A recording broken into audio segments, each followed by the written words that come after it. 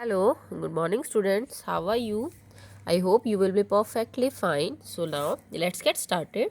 And our today's topic is dissociation of a weak acid or a base. ठीक है, कोई कमज़ोर acid और बेस किस तरह से डिसोशिएट करता है उसके लिए इक्वेशन लिखेंगे और उसके बाद हम डिसोशिएशन कांस्टेंट के लिए एक्सप्रेशन फाइंड आउट करेंगे। अगर आपके पास कोई एसिड और बेस बेटा स्ट्रॉन्ग है तो उसके लिए इस तरह का एक्सप्रेशन नहीं लिखा जाएगा, बिकॉज स्ट्रॉन्ग जो है वो ऑलमोस्ट कंप्लीटली जो है बेटा वो डिसोशिएट हो जाते हैं। ठीक है, और कंप्लीटली डिसोशिएट हो जाएंगे तो उनकी जो इक्वेशन है वो ऑलमोस्ट 100% आप कह सकते हो कि कंप्लीट हो जाती है। मतलब एक सिंगल डायरेक्शन इक्वेशन है और उनका प्रोडक्ट ऑलमोस्ट जितना मैक्सिमम बन सकता है वो बन जाता है। जबकि अगर आपके पास कोई एसिड और बेस वीक है तो वीक एसिड और बेस के केस में पार्शियल आयोनाइजेशन देखने को मिलता है। पार्शियल मीन्स दैट इनका आधा अधूरा डिसोसिएशन है। So this equation never goes to completion और हम इनको इक्विलिब्रियम के फॉर्म में जो है वो रिप्रेजेंट कर सकते हैं। Just like taking example of a weak electrolyte just like formic acid. Okay, so formic acid को अगर हम एक्वस कंडीशन के अंदर लेंगे तो ये कुछ तो आयोनाइज हो जाएगा into H positive aqueous and plus में HCOO नेगेटिव एक्वस। ओके, जबकि कुछ इसका जो मॉलिक्यूल है वो कह सकते हैं कि बहुत ज़्यादा जो मॉलिक्यूल है वो अनडिसोशिएटेड फॉर्म में रहेगा। तो मान लीजिए कि आपने इसके 100 मॉलिक्यूल से शुरुआत की और इसमें से 5 मॉलिक्यूल टूट के कन्वर्ट हो गए into H positive and HCO negative, तो उसके बाद जो 95 मॉलिक्यूल बचे हैं वो अनडिसोशिएटेड हैं, जो टूटे नहीं हैं।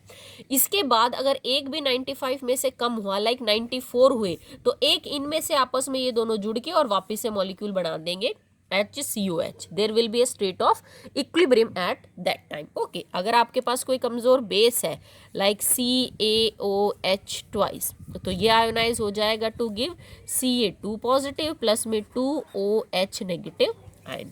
तो किसी कमज़ोर और एसिड का जो बेस का डिसोसिएशन है वो इक्विलिब्रियम की इक्वेशन को फॉलो करता है। दैट्स वाई हम इसको इस चैप्टर में पढ़ रहे हैं। तो हम एक एक्सप्रेशन डिराइव करेंगे फॉर देयर डिसोसिएशन कांस्टेंट। ठीक है, जर्नली अब हम किसी कमज़ोर एसिड को लिखेंगे बेटा HA। ओके, तो अब आपको क्या करना है, HA प्लस में वाटर, मतलब मैंने किसी कमज़ोर एसिड को पानी दिया। ठीक है, so it will dissociate like this.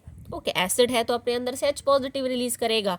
तो after giving H positive from this we have only left with A negative and H positive combines with H2O to form H3O positive, that is hydronium ion. Okay, I think that will be all clear to you. Now we'll write the expression for equilibrium constant for the above equation. That will be molar concentration of A negative, molar concentration of H3O positive divided by the molar concentration of HA, that is your acid, and the molar concentration of H2O.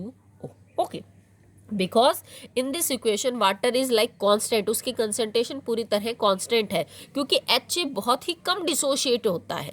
Weak electrolyte बेटा है ही वही weak acid और base जो बहुत कम ionise होते हैं। तो पूरे प्रोसेस के दौरान H2O की कंसनट्रेशन लगभग क्या है, कॉन्स्टेंट। तो इस कॉन्स्टेंट को हम इस साइड लेके जाएंगे, one constant multiply by the another constant, so K multiply by H2। Okay, here it is A negative molar concentration, H3O positive molar concentration divided by HA molar concentration. So one constant multiplied by another constant will be another constant, that will be equal to Ka. ये small a represent करता है बेटा acid को, dissociation constant of a acid, that will be equal to molar concentration of A negative multiply by molar concentration of H3O positive ion and divided by HA। Sometimes यहाँ पे आपको H positive भी मिल जाएगा, क्योंकि अगर मैंने यहाँ H2O ना लिख के एक्वस लिखा होता तो ये H पॉजिटिव और A नेगेटिव में टूटता, तो no problem, H3O positive and H positive same thing. Okay, so अगर आप चाहें तो same equation can also be written like HA plus में aqueous. Now will you write it like A negative plus H positive. समझ गए होंगे आप जो मैं कहना चाहती हूँ। ओके, चलिए, अब ये आपके पास एक इक्वेशन आ चुकी है जिसमें dissociation constant of a weak acid is equal to A negative ion aqueous condition में H3O पॉजिटिव, ऑलरेडी एक्वस है बेटा आपको पता है, और HA भी हमने किस में ले रखा है, एक्वस कंडीशन में ही लिया था, तभी जाके ये डिसोशिएट होता है। अब अगर इसके अंदर आपको ये पता है इस इक्वेशन में कि आपने शुरुआत में जो HA है उसकी क्या कंसंट्रेशन ली थी, ठीक है, तो आफ्टर रीचिंग द इक्विलिब्रियम कितना वो डिसोशिएट हो गया, आप Ka की वैल्यू पता कर सकते हो। मान लीजिए कि वाली इक्वेशन को यूज किया और अब हमने इनिशियल कंडीशन में जो लिया है दैट विल बी C मोल पर लीटर। ओके, स्टार्टिंग में जो हमने HA लिया है in the initial condition that will B C मोल पर लीटर, और क्योंकि अभी तो प्रोडक्ट बना ही नहीं है तो H पॉजिटिव भी 0 मोलर है और ये भी आपका 0 मोलर है, चाहे मोल पर लीटर लिख दीजिए चाहे मोलर लिख दीजिए, ठीक है। But at the time of equilibrium, जब इक्विलिब्रियम अटेन होगा तो HA में से कुछ रिएक्ट कर चुका होगा, तभी बेटा इक्विलिब्रियम अटेन होगा। तो हम मान लेते हैं कि C में से X मोल जो है वो रिएक्ट हो चुके HA के। Okay, so now at the time of equilibrium concentration will be C minus में X मोलर। ओके, अब अकॉर्डिंग टू दिस इक्वेशन अगर HA का 1 मोल टूटेगा तो H पॉजिटिव का 1 मोल और A नेगेटिव का भी 1 मोल ही बनेगा। तो अब हमने लिखा अगर इसमें से X मोल घटे तो इसके भी बेटा X मोल बने और इसके भी कितने मोल बने, X मोल बने, ठीक है। अब हम अगर इसके लिए एक्सप्रेशन लिखे Ka का, तो concentration of H positive multiply by concentration of A negative divided by the concentration of HA। Okay, so concentration of H positive ions multiplied by concentration of A negative ion divided by concentration of HE. So that can be written like this: X molar multiplied by X molar multiplied by divided by C minus में X molar. Okay, so this can be also written like X का square molarity divided by C minus में X molar. Okay, सो दोनों हमने जो units ले रखी हैं concentration की वो हमने क्या ले रखी है, मोलैरिटी मोलर के अंदर ले रखी है, ठीक है। तो इसको आप कैसे एक्सप्रेस कर सकते हो, बिकॉज ये वाली जो नीचे वाली टर्म का C माइनस में X का बेटा जो X है ये बहुत ही कम है, क्योंकि आपने जो एसिड या फिर बेस लिया, अभी तो हम एसिड का ही डिस्कस कर रहे हैं, तो ये X अमाउंट बहुत ही कम होता है as compare to the C जो आपने स्टार्टिंग में ले रखा है।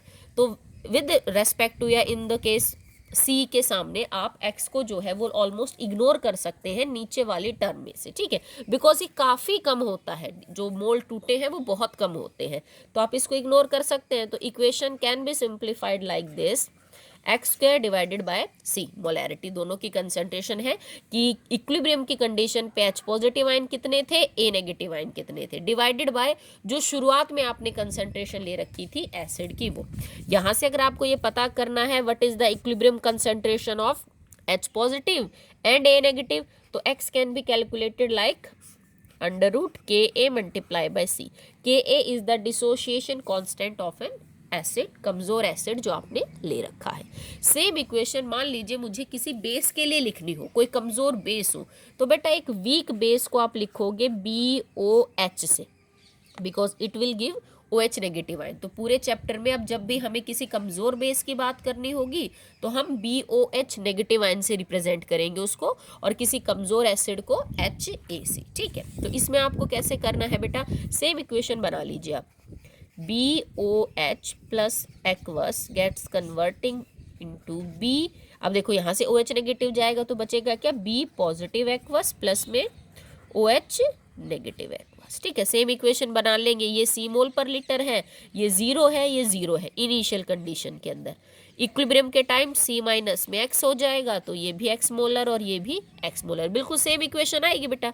तो यहाँ हम Ka की जगह क्या लिख देंगे, KB will be x square divided by C और x will be under root KB multiply by C। तो अगर आपके पास डिसोसिएशन कांस्टेंट किसी एसिड का है that can be represented like a Ka, अगर बेस का है तो हम उसको किस से रिप्रेजेंट करेंगे बेटा, KB से रिप्रेजेंट करेंगे, ठीक है। इस इक्वेशन के ऊपर, इस वाली इक्वेशन पे, इस पे, दोनों पे आपको न्यूमेरिकल्स मिलेंगे बेटा। इसमें 3 ही टर्म इन्वॉल्व है, x what is the molar concentration of H positive और A नेगेटिव, B पॉजिटिव और OH नेगेटिव आयन इक्विलिब्रियम के टाइम पे, C जो कंसंट्रेशन आपने ली है शुरू में किसी कमजोर एसिड या बेस की, ठीक है। उसके बाद Ka dissociation constant of that acid and dissociation constant of that base. तो आज हम एक न्यूमेरिकल प्रैक्टिस कर लेते हैं इसके ऊपर। There is a numerical based upon this equation, calculate the H positive ion concentration, मतलब आपको H पॉजिटिव आयन की मोलर कंसंट्रेशन निकालनी है, ठीक है। आपको दे रखा है acetic acid that is actually 0.10 molar. Okay, and dissociation constant मतलब आपको के ए भी दे रखा है इसका 1.8 इंटू 10⁻⁻5। ठीक है, तो ये चीज़ें आपको मेंशन है। एसिटिक एसिड का डिसोसिएशन हो रहा है, उसका कंसंट्रेशन ये है, उसकी मोलैरिटी ये है, आप H पॉजिटिव आयन कंसंट्रेशन निकालिए। तो पहले हम बनाते हैं equation. So acetic acid will dissociate like this, it will convert into H positive aqueous plus में CH3COO negative aqueous. Okay, so KA for this will be H positive की molar concentration multiply by CH3CO negative की molar concentration and divided by CH3COH। ठीक है, सो आपको ये चीज़ निकालनी है, but according to the equation आपको क्या पता चलता है कि ये जितना बनेगा उतना ही ये बनेगा। तो इसका भी x है और इसका भी x है, तो हम सीधी इक्वेशन यूज़ कर सकते हैं। KA is equal to x square divided by C आपको दे रखा है, K आपको दे रखा है, आपको एक्चुअली x निकालना है। ठीक है, so x square will be equal to KA multiply by C और इसका अंडर रूट। तो KA की वैल्यू क्या है बेटा 1.8 into 10⁻⁻5, KA multiply by C 0.10 और आप इस सारे का क्या कर दीजिए अंडर रूट कर दीजिए। तो आप इसको सॉल्व करेंगे तो answer comes out to be like 1.34 into 10⁻⁻3 molar. ठीक है, तो ये x के लिए आप इक्वेशन सॉल्व करेंगे, आप एक्स स्क्वायर नहीं x की वैल्यू निकालेंगे। तो x जो है हमें पता है भाई, ये भी x बना था और ये भी x बना था, तो x मतलब H पॉजिटिव आयन की कंसंट्रेशन आपकी यही है। ठीक है, so that will be all in the dissociation और ionization of a weak acid and weak base. अगर आपको ये टॉपिक समझ में आ गया है तो बेटा आप इनसे एक चीज़ और भी पता कर सकते हैं, the strength of acids and base. Strength of two acids और बेस। ठीक है, एसिड्स और बेसिस की स्ट्रेंथ को आप चेक कर सकते हो अगर आपको ऊपर का कॉन्सेप्ट समझ में आया। तो कैसे समझ में आया, देखिए बेटा, इस एक्सप्रेशन से आपको पता चलता है कि KA is directly proportional to the H positive ion molar concentration.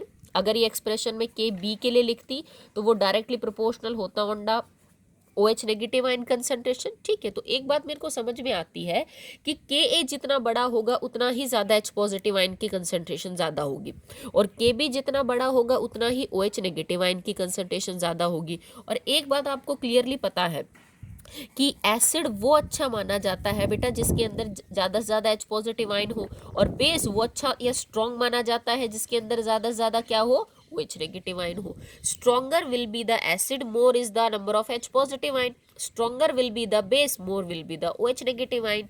ठीक है, अगर मैं आपसे कहूँ किसी एक एसिड का KA जो है उसकी वैल्यू है लाइक 11, KA1 लिख लीजिए आप इसको, और दूसरे वाले की वैल्यू है 9, KA2 लिख दिया मैंने इसको। KB1 है that will B value 5 and KB2 इसकी वैल्यू है 7। तो आप चेक करके बता सकते हो कौन सा स्ट्रॉन्ग एसिड और कौन सा स्ट्रॉन्ग बेस है। ये दोनों जो कोई एसिड है तो इसमें से वैल्यू ज़्यादा इसकी है, इसकी वैल्यू ज़्यादा होने का मतलब है इसमें H पॉजिटिव आयन ज़्यादा है तो ये एक स्ट्रॉन्ग एसिड है। ठीक है, इन दोनों में से इसकी वैल्यू ज़्यादा है तो हमें ये समझ में आया कि यहाँ OH नेगेटिव आयन ज़्यादा है बिकॉज ये बेस है, तो ये वाला एक स्ट्रॉन्ग बेस है। तो by knowing the value of dissociation constant for an acid और base you can actually compare out the strength of some acids and base that is given to you. This is one actually criteria for judging the strength of some acid और base, only this. इसके अलावा भी एक तरीका है जिससे आप strength को जज कर सकते हो। अगर आपको अल्फा पता हो तो, अगर आपको याद हो मैंने आपको बताया था it is degree of dissociation और एसोसिएशन, बट बिकॉज हम यहाँ पे एसिड और बेस का डिसोसिएशन पढ़ रहे हैं तो अब हम यहाँ पे डिग्री ऑफ डिसोसिएशन की बात करेंगे। तो चलिए इससे भी समझ लेते हैं। So in the Ostwald dilution law we have came across an equation that is K is equal to C alpha square. अगर ये कोई एसिड है तो हमने इसको मान लिया था KA, अगर ये कोई बेस होता तो बेटा हम इसको लिख देते KB is equal to C alpha का square. Okay, alpha is the degree of dissociation जो किसी एसिड और बेस के लिए आप लिखेंगे। ओके, आपको याद है मैंने बताया था it is the total number of moles dissociated divided by the total number of moles taken. Okay, चलिए मान लीजिए आपके पास दो एसिड है, इस एक को मैंने लिखा है A1 और दूसरे वाले एसिड को लिखा मैंने A2। ठीक ठीक है। तो इसके लिए मेरे पास डिसोसिएशन कांस्टेंट हो जाएगा Ka1, इसके लिए डिसोसिएशन कांस्टेंट हो जाएगा Ka2।